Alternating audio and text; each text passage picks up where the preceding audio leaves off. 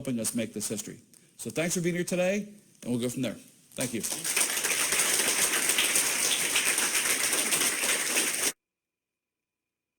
Self-made millionaire Steve Siebold says anyone can hit life's jackpot. Steve Siebold is a world-class expert on mental toughness training for increasing sales, developing people, and managing change. He's a best-selling author and popular television interview guest on mental toughness for building wealth, getting fit, and excelling in sports. How does a rich person look at money? What do they see? They see lots of it. And just available out there in the universe? It's everywhere, especially with the recession. We have total chaos in the economy all over the world, world economy. So they see opportunity. They see opportunity because there's all these problems. Because where there's chaos, there's opportunity to solve problems, to make money. Someone said that the rich, having made a lot of money last year in the stock market, and maybe some money in the housing market, the rich have an obligation to spend that money to help the economy. And you say? Why? Why are they obligated? I mean, these people didn't make their money robbing banks. They made their money solving problems. Because it would be good for the economy. So is solving problems. I mean, do people want their problems solved or not? If they want their problems solved, you're going to have to look to the innovators, the job producers, the creators. Ladies and gentlemen, please welcome Steve Siebold. Thanks, guys. Thank you. Thank you. Wow, this is awesome. It's great to have people in the studio. Man, it feels good. How many people are brand new today in the live audience, the studio audience? Brand new. All right, man. And all the people watching around the country on live stream, if you're brand new or you're fairly brand new in this business, Robin, you've been in this business 40 years, right? Are they not at the right place at the right time? Amen. Right? So much of business. If you haven't been in business before, so much of business success, really.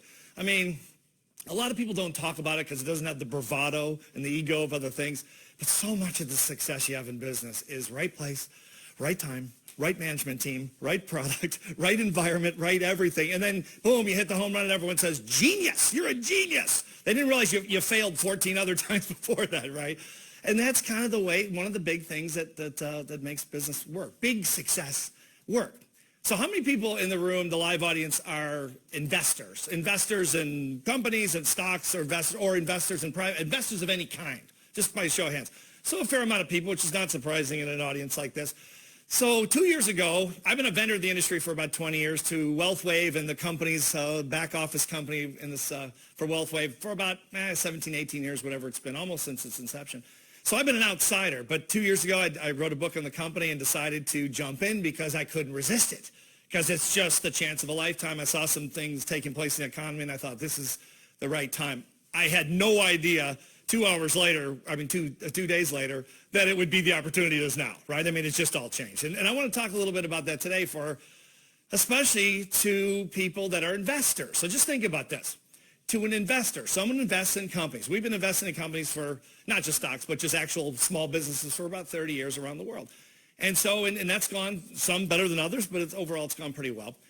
2 years ago, when I talked to Tom Matthews about getting in this business, he said, what do you think it would be worth to you as an investor to get an AMA, a code to get started in the business, basically? Which, by the way, is about $100, right? $100. And I said, as an investor? He said, yeah, and I didn't expect the question. I said, well, let me just ask you this. Could I hit low six figures the first year? He said, well, it's possible. Most people don't, but it's possible that you could do that. And I said, it's worth $100 grand then. He said, $100,000. I said, yeah, for a business you can be, how long is it going to take me to get in the black? He said, probably not too long.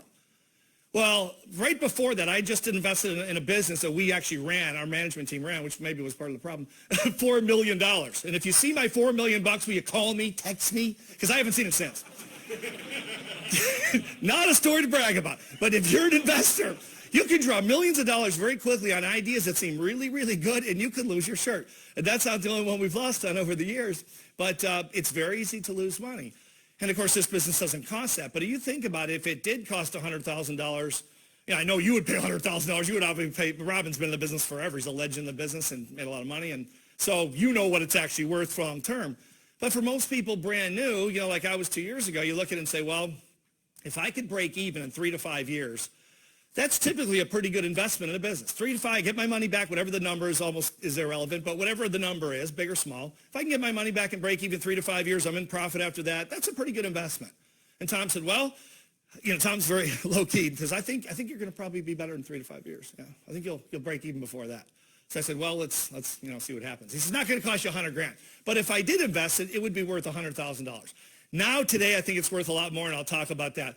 So the next question is, why has the value of being in WealthWave increased by tenfold in the last 45 days? I get it. If you're watching this at home, you're going, okay, now the guy's into hyperbole. I don't know who this guy is, but he's a big talker, obviously, and all that. I'm not actually exaggerating. I'll try to make the case to you as a lawyer does in a courtroom, right? And you see if I'm right, and you can kind of figure it out and see if you think I have any merit with this. But I'm literally saying 10 times. I'm not just throwing it out there. I'm going to back it up in a second. I'll come back to it, okay? But let's look for a second at competing investments. And I wanted to take something really good, solid, everyone in this room knows.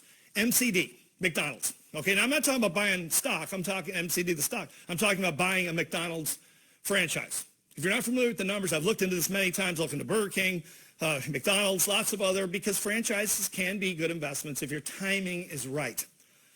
I've always backed out because I don't want 14-year-olds running my company. So if if they got algebra homework, you're shut down for the day. It's not a good thing. So I've always avoided that like the plague. But let's say you wanted to do that and had 14-year-olds running your business. Roughly, depending on the demographic, the location, et cetera. If you're in New York City, it's much more. California's more. But the average cost of a franchise is about $1.5 million. Plus, you have to pay 4% of the gross sales every single year you're in business as a franchisee. Okay? Not bad. It's not bad. Some McDonald's cost more, some less, but $1.5 million. Plus, you need $3 million in cash, by the way, for operating capital. So if you don't have at least a $10 million net worth, you probably don't want to invest in a McDonald's because you need some cash for the ups and downs, the ebb and flow of business, okay? The average store profit, if you don't know, for McDonald's is about $150,000 a year, okay? So you just invested $1.5 million, 4% gross, okay? That comes off the sales, no big deal. Operating capital, problems, breakdowns, all kinds of problems in the environment, the city you're working in fines you for this or that. You got other expenses, okay? But let's just take the $1.5 million. We'll just leave it at that, okay, just to make the math simple. How long is it going to take you to break even? My math's not great, but 12 to 14 years. You know what people say? Hey, it's McDonald's. Everyone loves McDonald's. We shouldn't love it. I get it. I know you shouldn't love a Big Mac, but man, I love Big Macs. Are those fries? Can you get a better fry than McDonald's? It's impossible. It can't be done. It's been proven scientifically. You cannot get a better fry than McDonald's. But I'm talking about owning the McDonald's, right? 12 to 14 years to break even. It's not that bad, really. But $150,000 a year, a lot of headaches because you have a lot of kids running the store. Because if you had adults running the store, you couldn't pay them enough. I mean, if you paid them, you'd cut into your $150,000. Okay, good investment if you got some cash to spare, but not fantastic. Okay, so the average investment in WealthWave. Let's compare it to Wealth. Direct comparison to WealthWave. Okay, about $300 roughly, Robin. Right? So you got your tax, depending on the state you're in. If you're wondering why is it around, depending on the state, it's the training fee and the AMA fee, and roughly around $300. And people say, can you finance that over 30 years? Or do you just pay cash? Do you just take the hit up front and go, or just put it all on the line? So I financed mine for 30 years, but you don't have to do that. But $300, how do you beat that, right? How long to break even? How long did it take you to break even? Do you remember? Couple weeks? Yeah. 2 days after I got my license, we broke even. And I'm no star or anything. I just have a small team. But it doesn't take that long because it's $300. It's not $1.5 million. So your break even is you have no exposure. There's no risk. And mitigating risk is the lifeblood of the entrepreneur. It's the thing we watch out for. It's the thing that will wipe you out financially. You always have to have liquid cash as an entrepreneur to be able to work with the ups and downs of the cycles. And so 1 to 2 months, you're even. Can't beat that. And that's typical. That's very typical. And I'm out of slides. I did something wrong. Hang on, I'm going back. Okay, so what I want to do is go back to where I started. See if I can pull this off, Robin. Okay. Okay, so why has it increased tenfold in the last 45 days? Okay. Has anyone here ever scaled a business? You took it from most businesses are really jobs. They're not really business. You start a hardware store, you work the hardware store 12 hours a day, close it up, you open it up, you get a couple of people working for you. Nothing wrong with that. Plumbers, you name the business. They're effectively jobs. They're not really businesses. If you have a business where you're sleeping and making money, you have a business. If you don't, you probably have a job that has your name on the door. And that's okay. Few businesses scale. Why? in a very short period of time if you're not an entrepreneur. Here's the little entrepreneurial lesson if you're not familiar. Some major obstacle stands in the way of scale. Okay? Like I'll give you an example. We started a consulting company about 25 years ago. I think it was 1997. We wanted to consult big companies. I was doing consulting for professional athletes, training, psychological performance trainer, what I called mental toughness training for professional athletes, Olympic athletes. And that was great, and I coached some really famous people. I could drop names, it doesn't matter. But the bottom line is I didn't get paid hardly anything. It was very prestigious, but no money. One of those, you ever have one of those jobs? Yeah. Oh, yeah, I was very prestigious. Believe me, you'd be very impressed with my office. Except I couldn't pay the rent, That's my problem. And so I wanted to go to big companies because I knew I had the process. So I started calling on Fortune 500 companies because that's where the money is in consulting business. Big companies with huge budgets and huge problems. And my breakdown, my obstacle to scale, because I got contracts, but very small ones, they said, whom have you helped among the Fortune 500 that we can call and say you raise sales by X amount of dollars with your process? Well, no, but we worked with Olympic athlete this and this tennis player and this football player and the Boston Celtics, and I'm throwing names out like Ohio State Buckeyes, and they're going, yeah, our people aren't professional athletes, so that's really good, but there's the door, okay? So the big obstacle, I'm making money, but not that much. And so the scale obstacle was credibility. So one day I'm on an airplane going somewhere, and I'm reading Forbes magazine. It says, most respected companies in the world. And I'm thinking, that's what I need as a client, the most respected company. First company, Johnson & Johnson. So I think, okay, well, to overcome the scale barrier, I've got to get Johnson & Johnson as a client, get results, sell that for the rest of my consulting business career. And so we got into Johnson & Johnson. I'll bore you with the story, but it was we worked on it for about 6 months, 8 months. We got in, got a contract, very small, $27,000 contract. Couldn't pay my rent on that, right? And but over 3 years, we raised sales, according to them, by $300 million. Boom, scale. That's it. Every company in the country wants us to train their sales team. Over, scale's done. I can't even go, we're so busy, we have so many contracts. It's over. Millions of dollars are flowing when the day before they weren't, because the main obstacle to scale was credibility, okay? Another example, 2001, 2002, something like that. We were working all over, psychological performance training, doing what we do. One of our partners is a guy named Bob Proctor. Some of you might, if you ever seen the movie The Secret, you know this movie? So he was one of the stars of The Secret. He kind of got famous with that movie. So Bob and I were working all over Europe and Australia and going all over, and we were both doing really well with different programs. We were having dinner in Europe somewhere, whatever it was. We were somewhere overseas. This is like 20 years ago. And Bob says, you know what we need to do?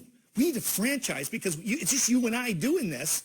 And Dawn, my wife, and a few other people in Bob's group, we need to franchise this all over the world. That's what we need to do. Let's start in the States and let's go to Canada, and then we'll franchise it around our clients around the world.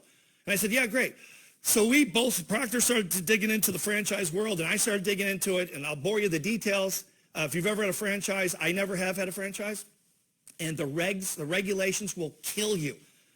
And Bob and I kept meeting with lawyers 6 months, 8 months into it. We're just, we said, this is crazy. Every state has so many regs against franchises, you can't breathe. It's just the obstacle's too big. So a couple months goes by. Bob says, well, keep thinking about it. Bob calls me up one day, and he goes, I got the deal, baby. We're home free. And I said, tell me more. And he said, licensing. We license the deal. It's the same as franchising, except there's no regulation. It's basically intellectual property. Get your intellectual property lawyer on the phone. Let's do this. We eliminate the franchise obstacle to scale. Boom. We literally were both doing millions of dollars a month within 90 days. Not because we were any better or any worse than we were before, because we eliminated the major obstacle to scale. You follow me? That's the key, but it's really hard to do, and sometimes you just have to get lucky, and maybe that's times we got lucky. Okay, let's bring it home to WealthWave. This is where I'm going with this, okay? So, and you jump up and tell me if I'm wrong, because you have way more experience in this. As a vendor to this industry, and as an investor as well, I looked at the financial marketing industry, or FMOs, financial marketing organizations, of which WealthWave is a part, okay?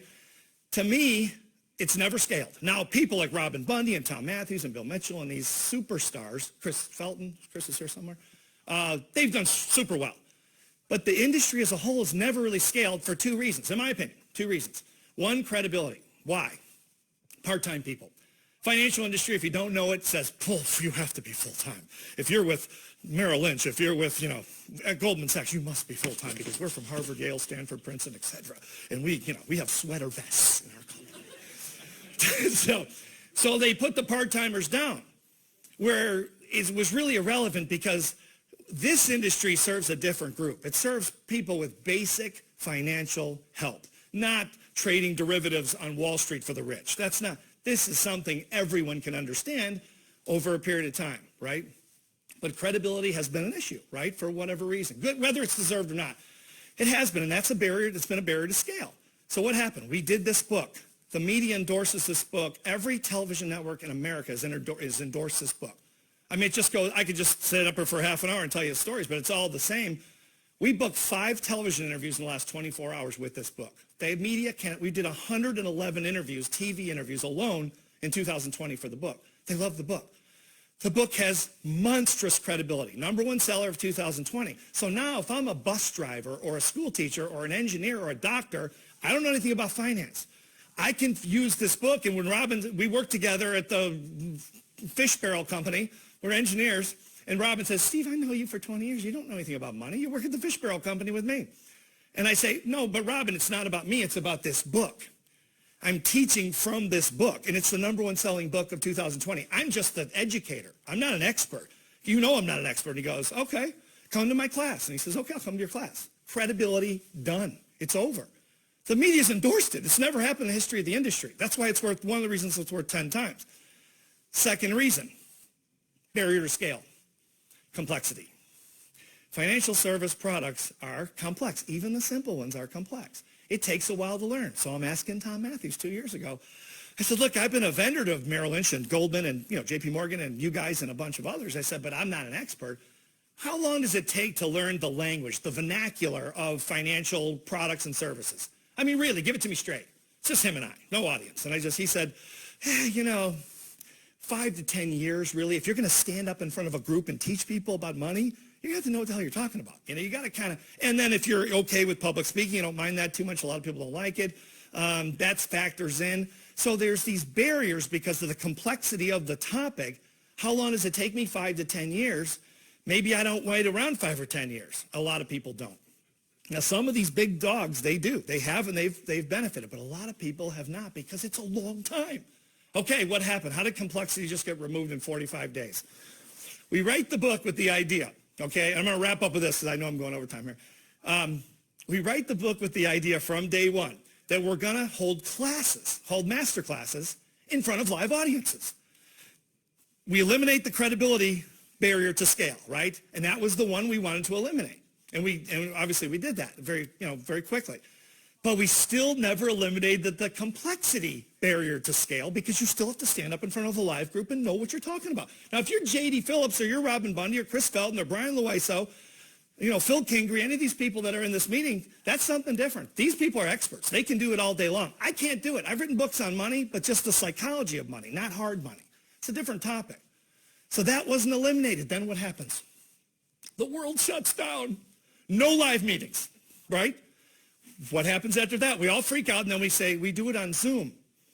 And then Andy and JD and a whole bunch of us are together. We go, you know what? What if Tom wrote the words, and then Andy, the Walt Disney of the modern day, does these beautiful slides, and then a brand new person who's been in the business for an hour reads the slides and flips the slides on Zoom. And they do, and we're doing classes every day with brand new people that have never been in financial and don't need to be. When they need an expert after the class, we have experts all over this company, like these people in this room, real world-class experts. We don't need them to be experts. We need them to read slides. How many people can read slides?